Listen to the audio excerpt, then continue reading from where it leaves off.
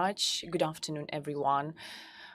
We have gathered at a very extraordinary situation, and I'm happy that many supporting friends come to show support to our country and who also ensure the security of the region together. We had an exchange of opinions. We expressed our views to the situation in Ukraine. We also coordinated our actions on the future ministerials of NATO ministers and the EU foreign ministers meeting. The main things that we have discussed are further support and assistance to Ukraine. We have agreed that we can no longer make a half step only. We have to do everything that is possible to support Ukraine in military, in financial, and economic means. And the same applies to sanctions. We cannot say A without saying B. We have to try to ensure that all banks in Russia are cut off from SWIFT. We have to start speaking about the imports of energy resources from Russia. We also should not forget that Belarus is a counterpart of this aggression against Ukraine. And the third element that we have discussed in our meeting today is military support to Ukraine, to the Baltic states. We have to move on from deterrence to defense. And this is why we need a change of political approach. We also need practical means for that. And they are needed for all three Baltic states. So that if Putin decides to test NATO resistance in this region, would be responded right away, would get a response, a political response, and also a clear defensive response if that would be needed. Thank you. And now, Secretary of State of the UK. Thank you, Minister Langbergers, for bringing us here together in Vilnius. The United Kingdom stands with our allies in doing all we can to support Ukraine against President Putin's war of choice. We must ensure Putin fails in this horrific enterprise and his ambitions go no further. We were pleased to support Lithuania's leadership, referring war crimes to the ICC. I'm here today in Vilnius with our Baltic friends because I want to say that the UK's commitment to the Baltics and to Article 5 are unyielding. Our Baltic friends know what's at stake, having long lived in the shadow of Russian aggression, and I admire your courage. We're working together to deliver two clear objectives. First, Putin must lose in Ukraine. We're helping Ukraine defend itself. Our defensive weapons from the United Kingdom are now being used to stop Russian tanks, but we need to do more. Secondly, we must contain this aggression. We are reinforcing NATO's eastern flank and supporting European security through the UK-led Joint Expeditionary Force. We are here in the Baltic region. We lead and have doubled our enhanced forward presence in Estonia. Our allies are leading troops across the Baltics. British military intelligence are working with Lithuania's military to enhance border defensive, including in the Suwalki Gap. 200 troops are doing joint military exercises right now, and we're working together on maritime security. At the NATO Foreign Ministers meeting tomorrow, we will be working together to strengthen our collective defence in the light of the changed security situation across Europe. In terms of supporting Ukraine with defensive weaponry, the United Kingdom was the first European country to give defensive military support to Ukraine, and we are now also supporting with the humanitarian aid. We've pledged 220 million in aid support to Ukraine, and we're the top European donor, and we will do more. We've also been at the forefront in tightening the vice on the Kremlin through sanctions, and it's vital at this juncture that we keep our foot on the gas. We've worked with the US, the EU and G7 to cut off funding for Putin's war machine, kicking Russian banks out of the financial system. We've also shut our airspace to Russian planes, and we're fast-forwarding sanctions against Russian oligarchs. But we need to go further. We need to make sure no Russian bank has access to SWIFT. And we need to go further on reducing dependency on hydrocarbons from Russia, including oil, gas, and coal. We've also launched sanctions against Belarus for aiding and abetting aggression. I will be raising these issues at the G7 tomorrow and also at the European Union Foreign Affairs Council alongside the United States, Canada and Ukraine, who have also been invited in these extraordinary circumstances. This is a struggle not just for Ukraine's freedom and self-determination, but for all of our freedom and security. By continuing to respond with strength, we will together ensure that Putin loses. And we stand with our brave allies here in the Baltics to do just that. Thank you. Estijos užsienio reikalų ministrė Eva Marija Lieva. Prašau. Estonian Foreign Minister. Well, I would like to thank Gabrielius for bringing us together for this very much needed discussion and coordination among our Baltic friends and together with our very close ally, United Kingdom. We focused mainly on discussing war started by Russia in Europe and how we could support Ukraine more than we have done so far. I think we have done a lot, but I agree that we have to do more. We have to continue to support Ukraine politically, financially, and also to help with them to defend their country, their sovereignty and territorial integrity, but most importantly today also the lives of the people of Ukraine. Ukraine is a European country, and what we see at the moment, Ukraine is a country who is protecting European values in front line of Europe. From Estonian side, we continue to support Ukrainians' transatlantic aspirations and also support Ukrainian candidacy to the EU. We have to continue to send supportive messages to Ukraine to support their people in these very difficult circumstances. At the same time, of course, we must do our utmost to stop the war, and to stop the war, we of course need to raise the cost of war. And here we have made good decisions, but we need to do more so that the cost of war for Russia would be expensive and that this war stops.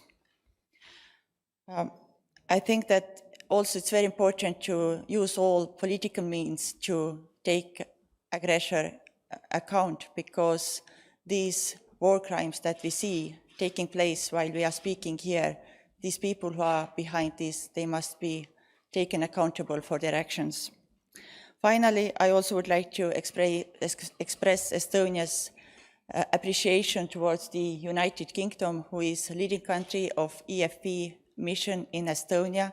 We really are thankful for quick decisions that we have seen over the last few weeks by doubling UK troops in Estonia, and we very much look forward to tomorrow's decisions at the NATO level, how we could have permanent decisions for our region, how we permanently strengthen the eastern flank of Europe because of NATO, because the security situation in Europe has changed and the power of balance has changed, so we have to make adjustments within NATO. So I look forward to our tomorrow's meeting at the EU and NATO, and of course hope that this war that has started by Russia will end soon. Thank you. Latvijos užsienio reikalų ministras Edgaras Rinkevičius. Latvian Foreign Minister Edgars Rinkevičius. Gabrielius for being excellent host, and thank you very much, Liz, for coming. And also having great discussion with us and also showing the full solidarity and support to the Baltic states. It's actually very difficult to speak as the last speaker because everything has been said by previous colleagues speaking, and I think that I can agree with everything. However, let me stress 3 points. Number one, and that's about our strategy, I think, how to deal with this very difficult situation. Number one, we must continue supporting Ukraine in any way we can. I think that we are in agreement here. Ukraine needs diplomatic support, Ukraine needs political support, Ukraine needs economic support, and Ukraine needs support through military means. I think that this is where we are absolutely clear, and we have had very good exchange among ourselves about the ways how we can further have this assistance. Second, we must stop Russia from further aggression. And that's where sanctions, diplomatic pressure come in place. Well, I'm very satisfied with the way how European Union, G7, NATO has been acting in the past 7 days. I think that I can only agree with my colleagues that we still have plenty of work to do. We still haven't closed some loopholes.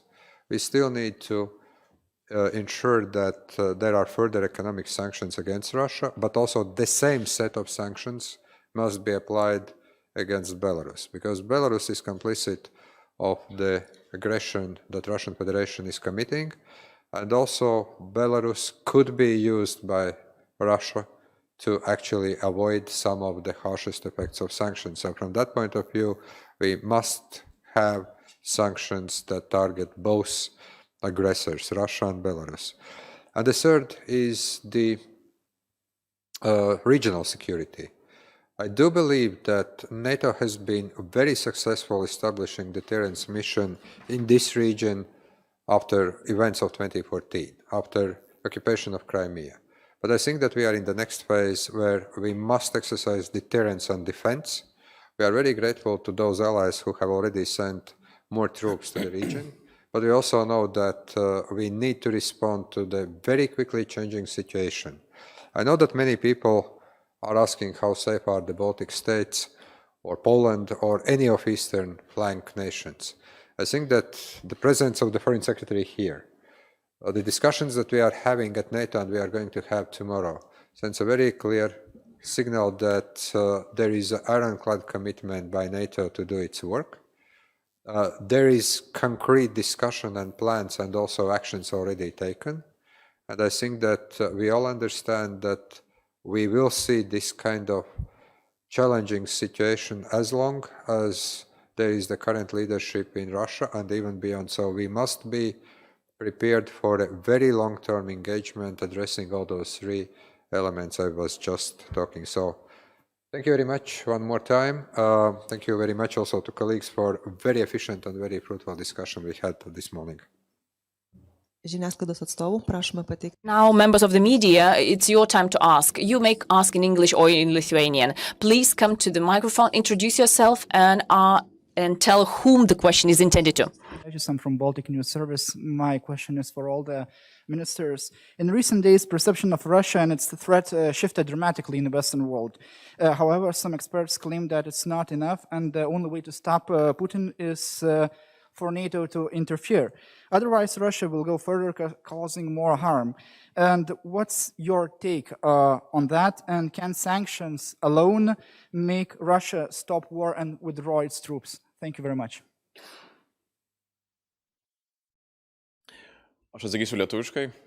I will respond in Lithuanian. I think that my colleagues, everyone here, have drawn a clear guidelines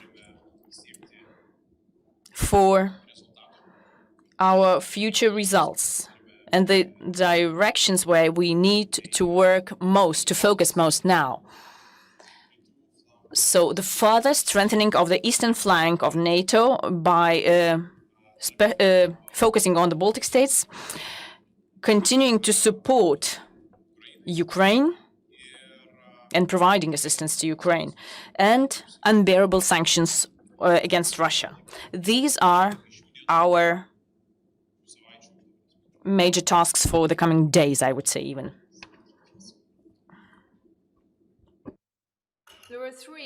There are three clear elements of our strategy. First of all is supporting Ukraine in their self-defense, both economically and with defensive weaponry. And we have seen a huge step up in terms of the number of nations committing to that.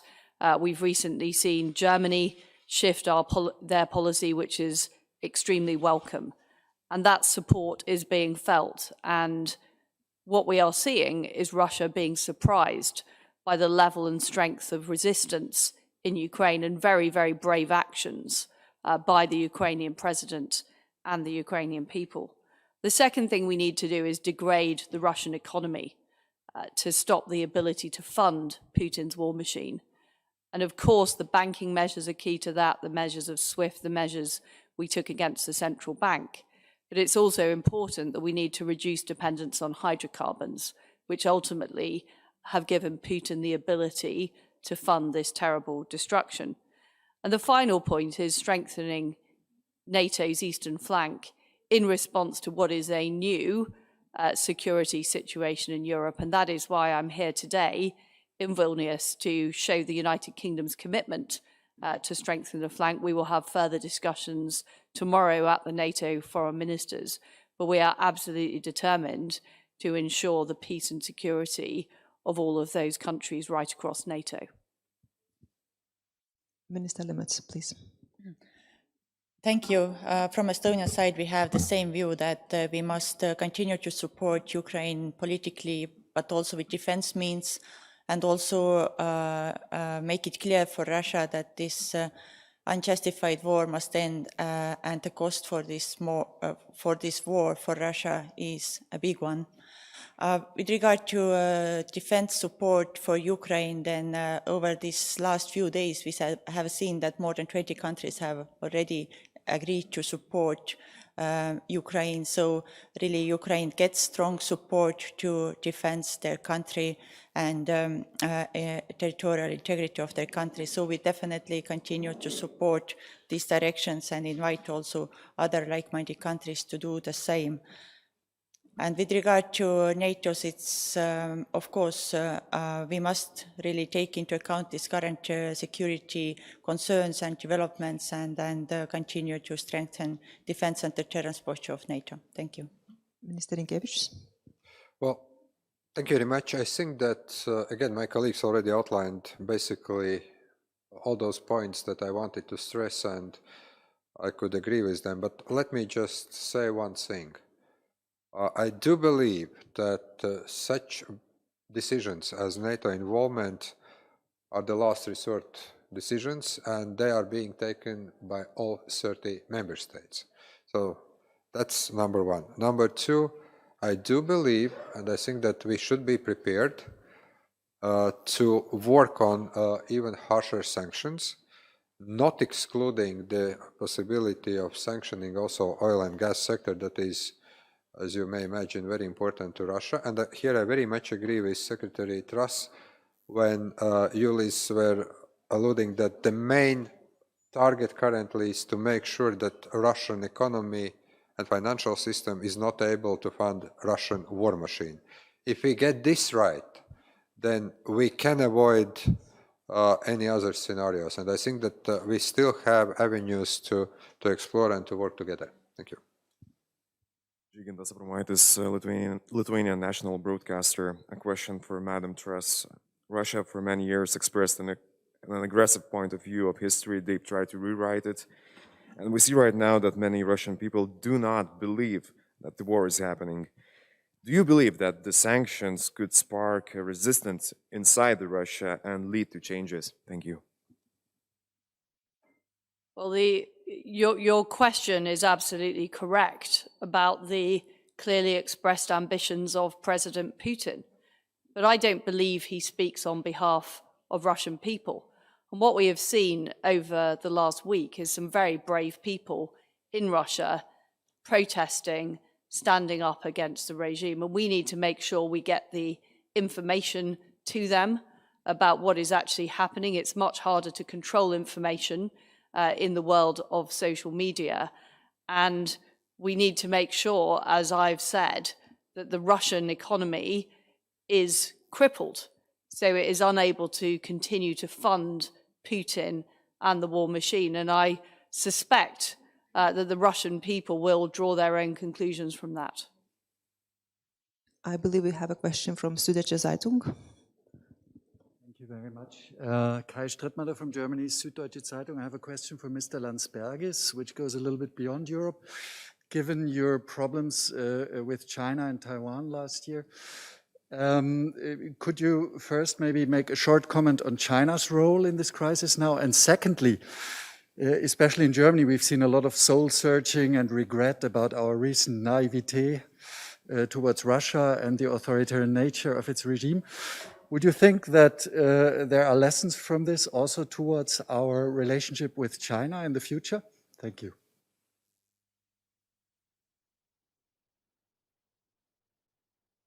I think that all of us are going through a soul search, seeing what's happening in Ukraine and what Russian military machine is able and capable of doing with direct orders coming from Kremlin, from Putin. Probably this is one of the few capitals in the world where a year ago, 10 years ago, you could have asked, how do we see the situation? And many people would have predicted what is happening now. It doesn't give a different moral obligation now, currently, but you would have a lot of people who are very clear-sighted of what could come next.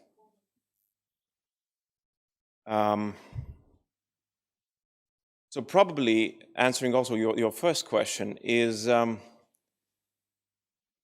it's not that big of a surprise that a stand for Taiwan happened here as well.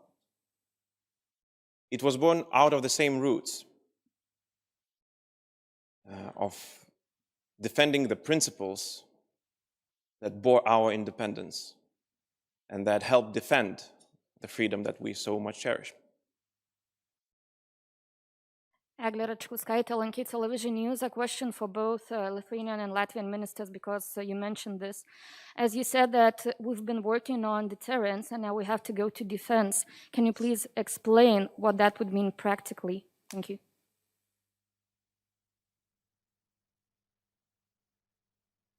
Well, I think that it's, first of all, it's an important political shift in the decision-making process. When we were talking, and we still are talking about deterrence, Russian troops were hundreds of kilometers away from NATO borders. They were securely stationed in their bases, spending their summers, winters in a somewhat controllable environment.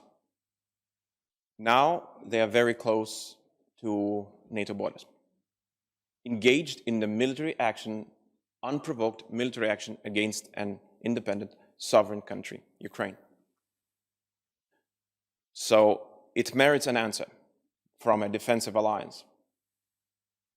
That this alliance, it's not only about sending a political message, a deterring message, but it's about a very specific instruments that would be used for defense. And I won't go into specific tactical details. It's best if they are mentioned by people from another ministry, from Ministry of Defense. But I think all areas for defending our region should be looked at. That means air defense, ground defense, maritime defense. They think they all need a very sharp and specific look. Okay, just very quickly to add to what Gabriela said. I think that so far deterrence really worked well. But now we must revisit based on the experience that we see in Ukraine. And I think that there is plenty of things to learn from Ukrainians and from what is happening to Ukraine, and immediately to adapt in the NATO defense doctrine. But air defense capabilities need to be strengthened, maritime defense capabilities must be strengthened, more boots on the ground must be put in, command control elements must be strengthened. And one thing that I want to stress, which is equally important, it's not like military defense, but also cyber defense must be revisited, and cyber defense operations must be also put on an equal footing when we speak about defending any of NATO countries or NATO territory in the 21st century. And of course, my most favorite subject is also fighting back disinformation. I think that what we are seeing right now, using information, lying to the people, both in Russia but also to the broader public, trying also to put some kind of uneasiness in NATO countries so that we have many questions. Threatening nuclear weapons, those things also need to be addressed in a collective way by our stratcoms, and we are actually facing unprecedented, let's say, multidisciplinary situation. So from that point of view, that is something that I would describe as also initial thinking on what we should do and what we are going to discuss, not only at NATO foreign ministers level, also at experts level, at defense ministers level, and we will be working. We have time for two last questions. Colleague from Netherlands, please. Yes, hello, good afternoon. Mark Duursma from NRC, the Netherlands, for Mr. Landbergis. Also about regional security and also about the shift that's being announced from deterrence to defense. What exactly does it mean in the practical way? But do you have a concrete wish list for NATO for the meeting tomorrow? Things have set in motion already, but what's the primary thing that has to be done next? And my second question is about the specific situation of Lithuania. Belarus is nearby, but also Kaliningrad. Do you have a good view of what the military situation is in Kaliningrad? I think that we've covered parts of your first question by answering last question. We do have a specific wish list, but it has to come from first of all, from the political decision. Secondly, from the planning that is done by NATO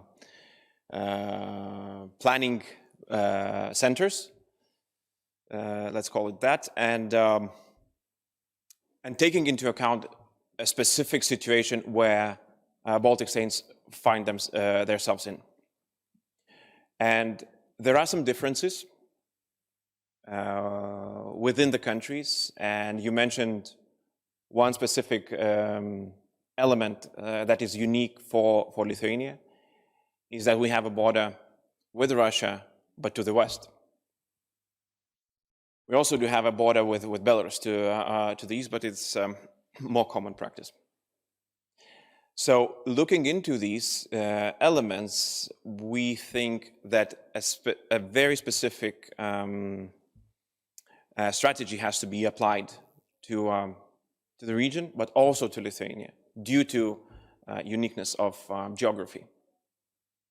If I were to mention specifics, but again, it's just taking one element out of the whole strategic approach, I would say that it's air defense. This is probably a number one from our wish list. I would like to add that at the moment in NATO, we are also preparing a new strategic concept. And from our perspective, of course, all these assessments of the new security situation in Europe must be taken into account for long term.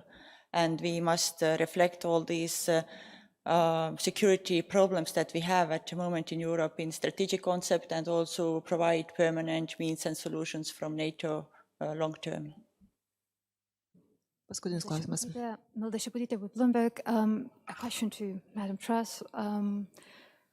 thousands of people in Ukraine are fleeing to the border and they need a safe passage. Also, medical supplies need to reach the most vulnerable. What can be done to achieve a humanitarian corridor, and how could this be achieved? Thank you. Well, you are absolutely right about the dire situation, and the United Kingdom has sent teams to the border to assist, particularly in Poland, but also in other countries facing those issues. I was in Geneva yesterday, or sorry, the day before yesterday, meeting the UN and others to talk about making sure a humanitarian corridor is established for the safe passage of aid and humanitarian support.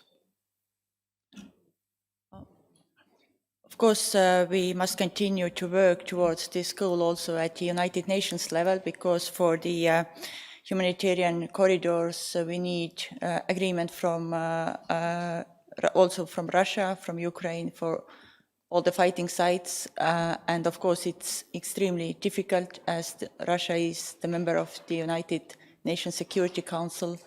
But definitely we must continue to have this political pressure at the UN level. And yesterday's decision by United Nations member states to clearly show that Russia is aggressor was a good sign that the international community understands where the problem is. But we need to continue to work at the UN level so that there is another resolution to help to establish this humanitarian corridor in Ukraine for these people there. Spaudos konferencija. Would you like to add something? No, thank you. Spaudos konferencija. The press conference is over. Thank you for your attention. Good. Thank you very much.